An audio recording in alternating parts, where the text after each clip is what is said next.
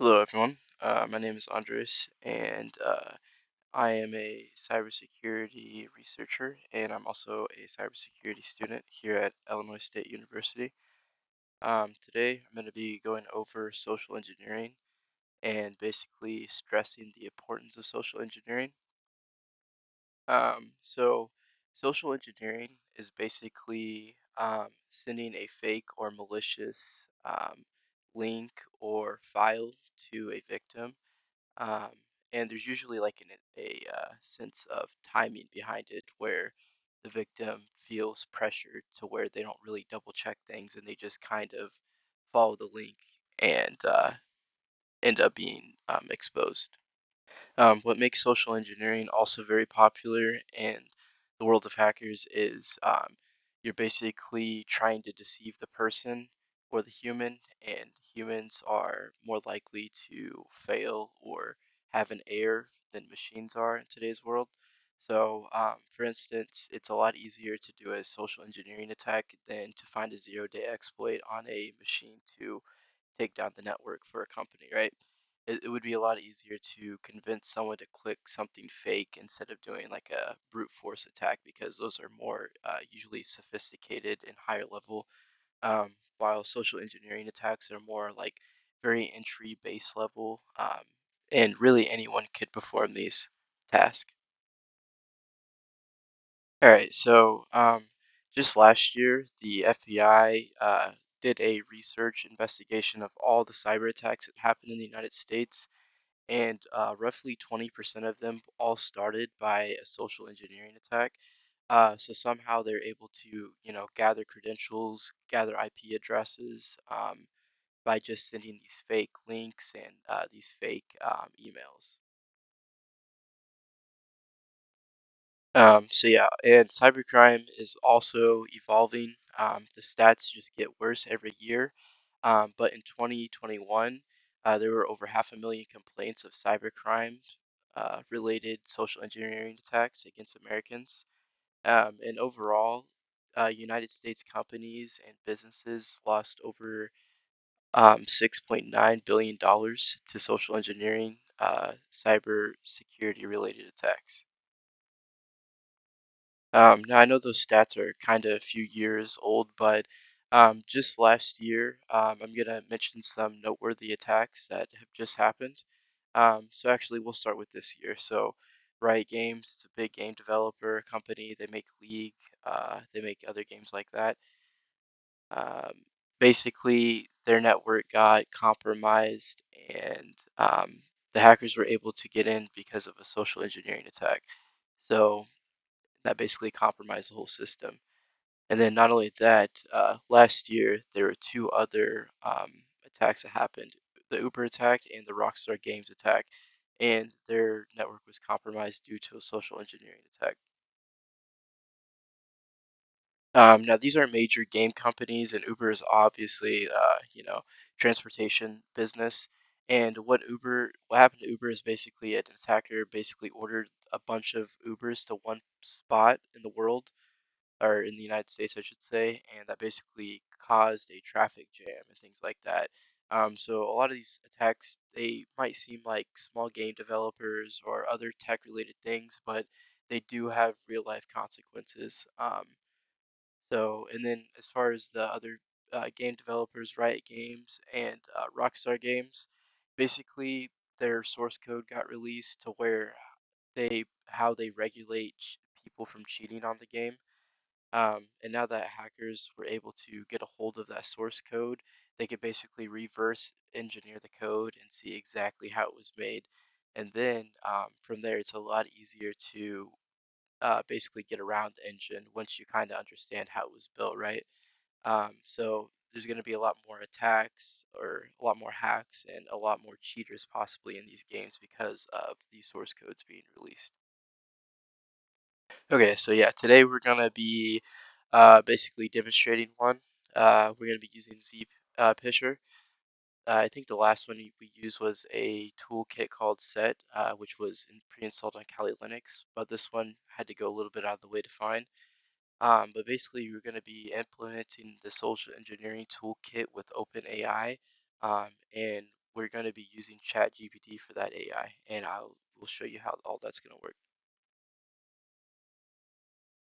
Okay, you can see we're on our Kali Linux machine. This is my preferred cybersecurity related Linux operating system.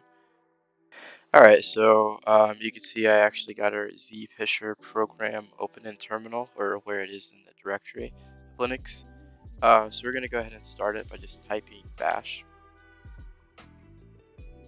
So you can see we have all kinds of different social engineering type like attacks. So we're just going to start off with a Twitch one, because Twitch is a very popular program right now. So we typed 11 on the command line, and then for now we're just going to do this local system. The rest would basically work if you're trying to ping outside the system, but for demonstrations we're just going to be doing this. Okay, so here's the URL address. If you did it outside the local system, it would make a more realistic website, which I'll demonstrate that later. But we can see here, as soon as we plug this in, right, it has a sign in, and it looks exactly just like Twitch. So we're going to do test, test, and if you're not looking up here, you can easily just try to log in here. And then you can see it redirects you to basically like trying to relog in, and it takes you back to the legitimate Twitch page. And then you can see here from the attacker's side, because this would be the victims that you're sending the link to, you can see that we pulled the IP address of this system. So now we are able to DDoS it and basically take down the whole network at any point that we want to by just the victim clicking on that link. Not only that, we got the information of their Twitch, which is the account and password information, which is test and test. Alright, so now we'll do kind of a more sophisticated level one. We will be doing a Google one. Everyone has a Gmail, right? And then look at this, it has multiple logins, right? We'll use the new login page. And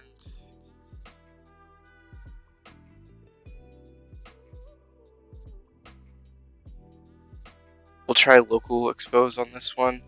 Custom port will do none. It'll just leave it at 8080, which is fine. Really no need to change that for this. So we just hit in for no.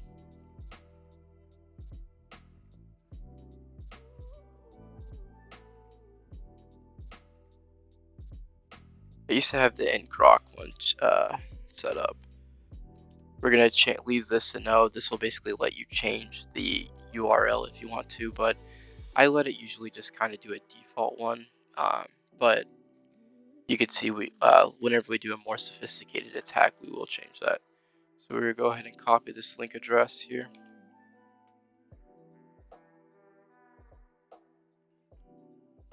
And yeah, so you can see here that with certain kind of servers, it could warn you based on what you're using, right?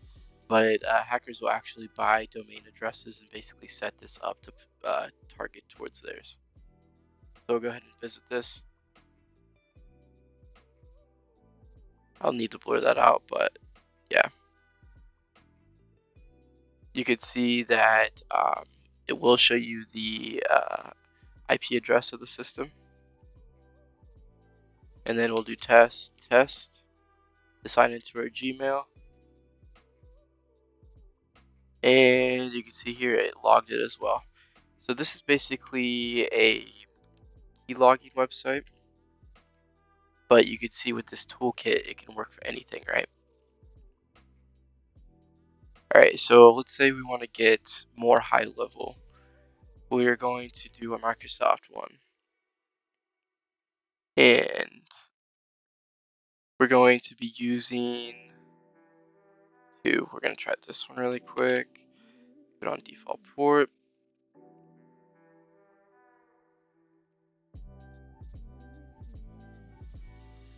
I don't know if I'm logged into this or not.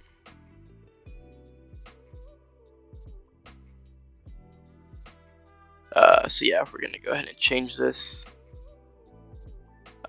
Microsoft help.com.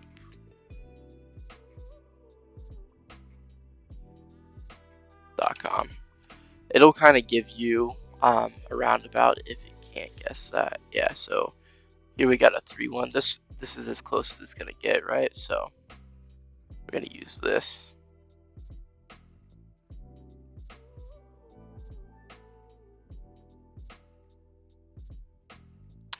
And yeah, some browsers will warn you, but if you make your own website and redirect it, it will not. Okay.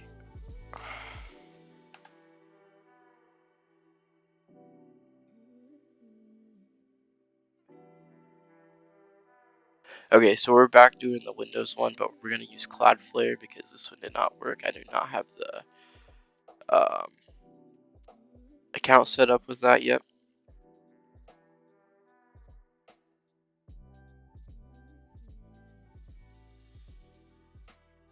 So we're gonna go ahead and try to mask it. We're gonna do Microsoft help Microsoft password reset because we're gonna try to make this seem like an email. We're gonna put this link in an email, and it'll be basically a good social engineering kind of attack. All right, so here's the link. Oh shit. Here's the link. Hit yes. Look at that. It thinks it's Microsoft, so this is perfect. So we got what we need, right? We got the URL. And now what we could basically do is we could take this URL, and I'm going to take this to ChatGPT, and we're going to write a convincing email and put it in GoFish. So let me do that real quick. While we're here, I also want to show you that this will work outside of the system here. You can see here, this knows that it's a phishing page because of my antivirus, but we're going to go ahead and say, yeah, whatever. But you can see here that it did actually pull the IP address of the outside system. I do got a VPN on, so it's not really going to expose this too much. But then what the hacker could do too is figure out where you are from.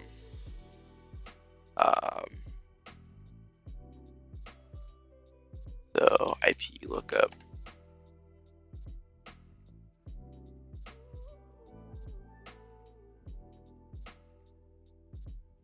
So we'll plug in the, oh shit.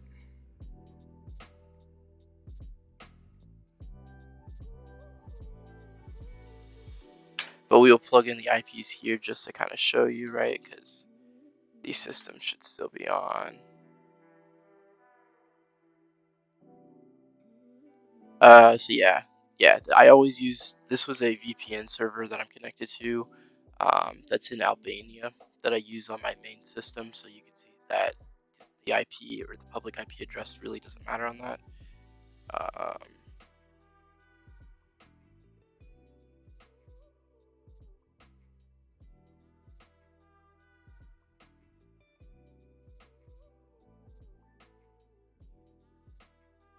But we'll type in this other one here that I pulled.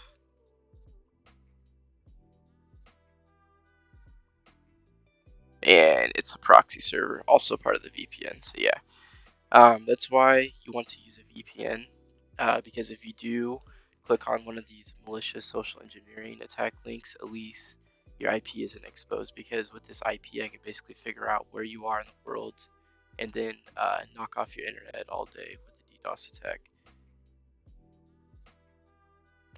Okay, so you can see that we are in ChatGPT now.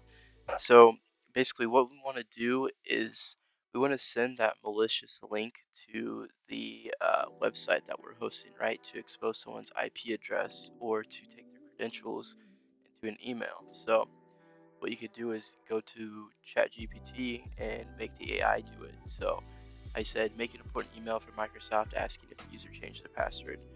And here's what we got. We basically got exactly everything we need. It tells you, and it sounds pretty convenient and legit, honestly. It tells you each step that you want to do.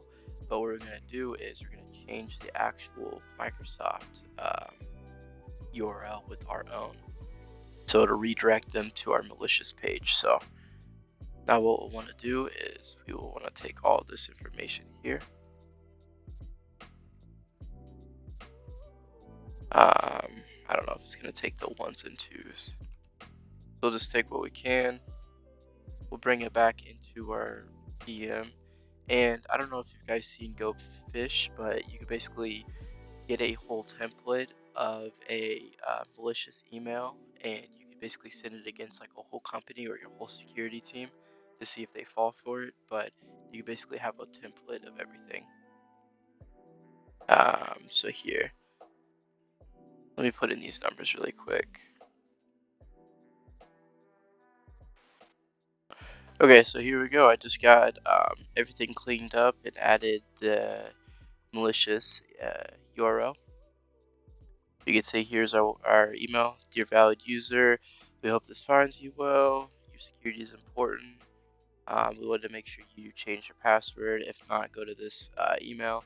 And the victim is obviously going to be like, well, they know they didn't change their password.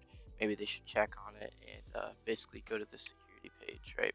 So as soon as they were to click on this email or to click on this URL, right?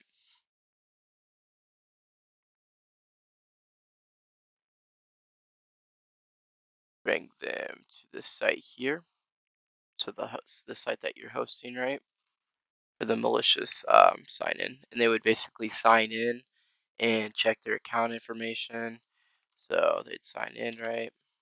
Test, sign in.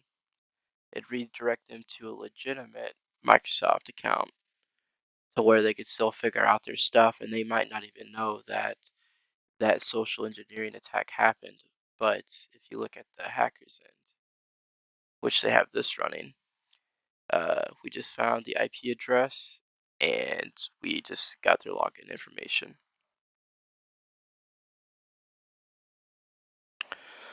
So I hope you liked the video.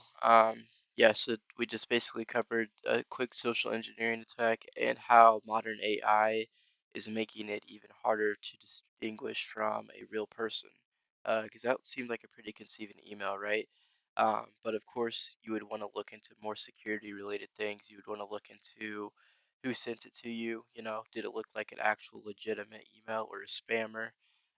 You'd want to double check the URL before you click it. You'd always want to like hover over if it's just a text and it just sends you like to the text to the website. You would want to see where the redirect is going before you just click the site and it takes you there. Um, and then lastly, I would be running a VPN because let's say that you do click the link and you see at the top whenever you get to the website that it does look sus. At least they do not have your IP address, which they could easily just pull from you clicking the link if you do not have a VPN. So yeah, my name is Andres. I hope you liked everything. Thank you.